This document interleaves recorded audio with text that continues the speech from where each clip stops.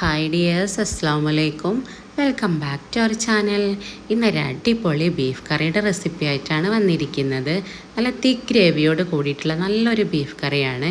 അതുപോലെ ഒരു സ്പെഷ്യൽ മസാല ചെയ്തിട്ടാണ് നമ്മൾ ഈ ഒരു ബീഫ് കറി റെഡിയാക്കി എടുക്കുന്നത്. അതുകൊണ്ട് തന്നെ നല്ല തിക്കായിട്ടുള്ള ഗ്രേവിയാണ്, നല്ല ടേസ്റ്റാണ് ഇത് കഴിക്കാൻ വേണ്ടിയിട്ട്. ഇത് നമുക്ക് പൊറാട്ട, വെള്ളപ്പം, നെയ്ച്ചോറ് എന്തിൻ്റെ കൂടെ നല്ലൊരു കോമ്പിനേഷനാണ്. അപ്പോൾ എല്ലാവരും വീഡിയോ മുഴുവനായിട്ടൊന്ന് കണ്ടു നോക്കുക.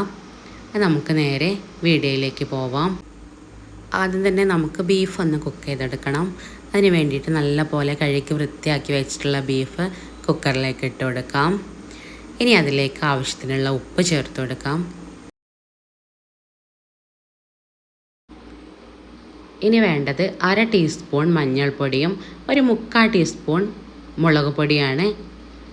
നമ്മൾ ഇത്രയാണ് ഇതൊന്ന് വേവിച്ചെടുക്കുമ്പോൾ ചേർത്ത് കൊടുക്കുന്നുള്ളൂ. ഇനി അതിലേക്ക് ബീഫൊന്ന് കുക്കായി കിട്ടാനുള്ള വെള്ളം ചേർത്ത് കൊടുക്കാം. ഒരു 1/4 കുക്കാവുന്നത് വരെ നമ്മളൊന്ന് വേവിച്ചെടുത്താൽ മതി. ഇത് നമുക്ക് അടച്ചു വെച്ചിട്ട് ഒന്ന് കുക്ക് ചെയ്തെടുക്കാം. ആ സമയം കൊണ്ട് നമുക്ക് ബാക്കിയുള്ള ഇൻഗ്രീഡിയൻസൊക്കെ ഒന്ന് റെഡിയാക്കി എടുക്കാം. ഇതിലേക്ക് വേണ്ട മെയിനായിട്ടുള്ളൊരു ഐറ്റമാണ് ചെറിയ ഉള്ളി.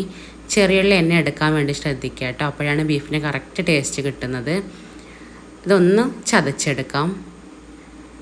ഇതിവിടെ ഒന്ന് ചതച്ചെടുത്തിട്ടുണ്ട്. ഇനി നമുക്ക് അതിലേക്ക് വേണ്ടിയിട്ടുള്ള ബാക്കിയുള്ള ഇൻഗ്രീഡിയൻസാണ് 2 തക്കാളി. വലിയ തക്കാളി ആണെങ്കിൽ 1.5 തക്കാളി എടുത്താൽ മതി, അത് ചെറുതായിട്ട് കട്ട് ചെയ്തത്. പിന്നെ ഒരു 2 പച്ചമുളക്, കുറച്ച് കറിവേപ്പില. ഇനി നമുക്കിതിൻ്റെ സ്പെഷ്യൽ മസാല റെഡിയാക്കി എടുക്കാം. അതിന് വേണ്ടിയിട്ട് പാന് വെച്ചൊന്ന് ചൂടായിട്ടുണ്ട്.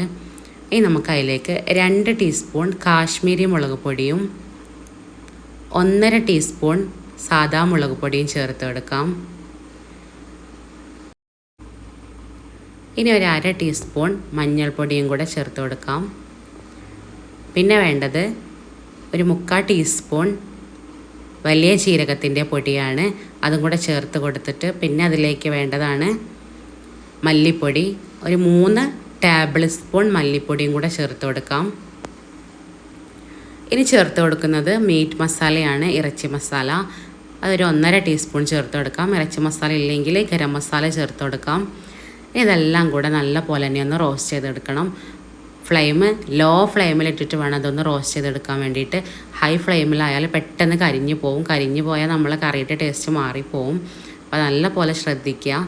ലോ ഫ്ലെയിമിലിട്ടിട്ട് തന്നെ ഇത് ഒന്ന് റോസ്റ്റ് ചെയ്തെടുക്കാൻ വേണ്ടിയിട്ട്. ഇതിൻ്റെ ആ റോ സ്മെല്ലൊക്കെ പോയിട്ട് നല്ലൊരു റോസ്റ്റ് ആയിട്ടുള്ള സ്മെല്ല് വരും. അതുവരെ ഒന്ന് റോസ്റ്റ് ചെയ്തെടുക്കാം. അതുപോലെ ഈ ഒരു മസാല മാത്രമാണ് നമ്മൾ ഈ ഒരു ബീഫിലേക്ക് ചേർത്ത് കൊടുക്കുന്നത്. ഈ ഒരു മസാല ഉപയോഗിച്ചിട്ട് ചിക്കൻ കറിയൊക്കെ ചെയ്തെടുക്കാൻ നല്ല ടേസ്റ്റാണ്. അതിതാ ഇവിടെ ഈ മസാലയൊക്കെ ഒന്ന് റെഡി ആയിട്ടുണ്ട്. ഈ ഒരു മസാല മാത്രമാണ് നമ്മൾ ഈ ഒരു കറിയിലേക്ക് ചേർക്കുന്നുള്ളൂ. അപ്പോഴേക്കും ഇതാ നമ്മളെ ബീഫൊക്കെ ഇവിടെ കുക്കായി വന്നിട്ടുണ്ട്.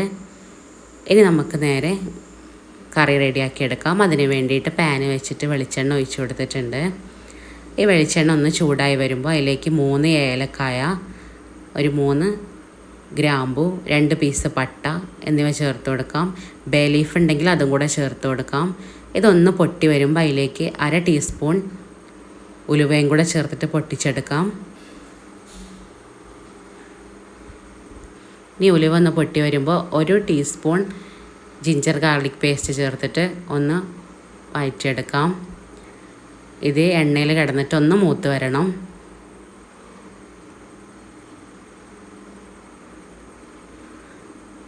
ഇനി നമുക്ക് അതിലേക്ക് നമ്മൾ ചതച്ച് വെച്ചിരിക്കുന്ന ചെറിയ ഉള്ളി ഇത് ചേർത്ത് കൊടുത്തിട്ടൊന്ന് വഴറ്റിയെടുക്കാം.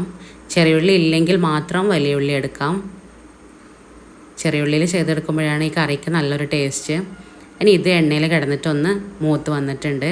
ഇനി അതിലേക്ക് ചേർത്ത് കൊടുക്കുന്നത് ഒരു പച്ചമുളക് സ്ലൈസ് ചെയ്തതും കുറച്ച് കറിവേപ്പിലയും കൂടെയാണ്. ഇതും കൂടെ ഒന്ന് ചേർത്തിട്ടൊന്ന് മൂപ്പിച്ചെടുക്കാം.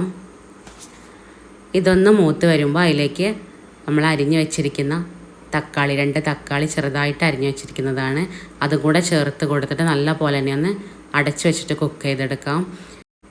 ഈ തക്കാളി നല്ല പോലെ കുക്കായി വന്ന് കഴിഞ്ഞാൽ അതിലേക്ക് നമ്മൾ റെഡിയാക്കി വെച്ചിരിക്കുന്ന മസാല, ആ മസാലക്കൂട്ട് ചേർത്ത് കൊടുത്തിട്ട് ഒന്ന് വഴറ്റിയെടുക്കാം. ആ ഒരു മസാലക്കൂട്ട് ചേർക്കുന്ന വീഡിയോ മിസ്സായിട്ടുണ്ട്. നമ്മൾ വേറെ ഒരു മസാല ഇതിലേക്ക് ചേർക്കുന്നില്ല, ആ ഒരു മസാലക്കൂട്ട് മാത്രമാണ് ചേർത്ത് കൊടുക്കുന്നത്. അപ്പോൾ ഈ തക്കാളിയൊക്കെ ഇതാ നല്ല പോലെ തന്നെ ഒന്ന് കുക്കായി കിട്ടാൻ വേണ്ടിയിട്ട് നമുക്ക് അടച്ചു വെച്ചിട്ടൊന്ന് കുക്ക് ചെയ്തെടുക്കാം.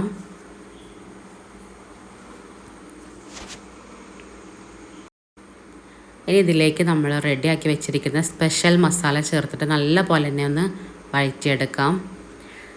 അത് ഒരു എണ്ണയിൽ കിടന്നിട്ടൊന്ന് മൂത്ത് വരുമ്പോൾ അതിലേക്ക് നമ്മൾ വേവിച്ച് വെച്ചിരിക്കുന്ന ബീഫ് ചേർത്ത് കൊടുക്കാം. ബീഫ് ചേർത്ത് കൊടുത്തിട്ട് ഒന്ന് മിക്സ് ചെയ്തിട്ട് അടച്ചു വെച്ചിട്ട് ഒന്ന് കുക്ക് ചെയ്തെടുക്കാം.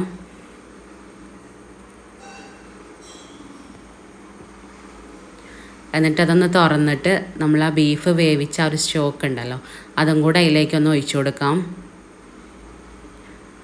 നിങ്ങൾക്ക് എക്സ്ട്രാ കറി വേണമെന്നുണ്ടെങ്കിൽ നല്ല തിളച്ചുകൊണ്ടിരിക്കുന്ന വെള്ളം ഒഴിച്ചു കൊടുത്തിട്ട് കുക്ക് ചെയ്തെടുക്കാം.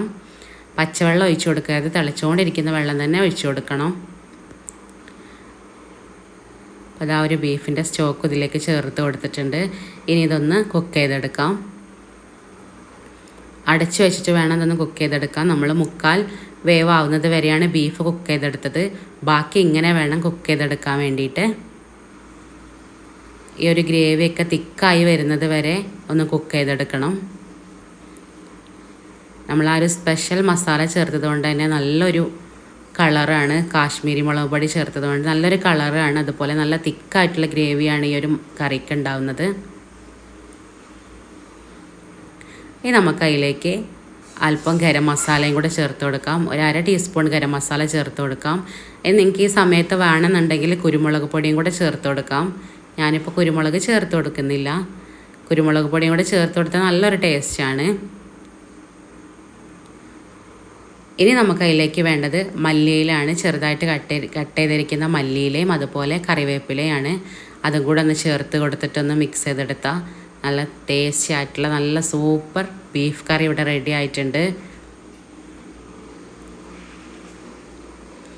നിങ്ങൾക്ക് കാണുമ്പോൾ തന്നെ മനസ്സിലാവുന്നുണ്ടാവും നല്ല തിക്കായിട്ടുള്ള ഗ്രേവിയാണ് ഈ ഒരു കറിക്കുള്ളത്.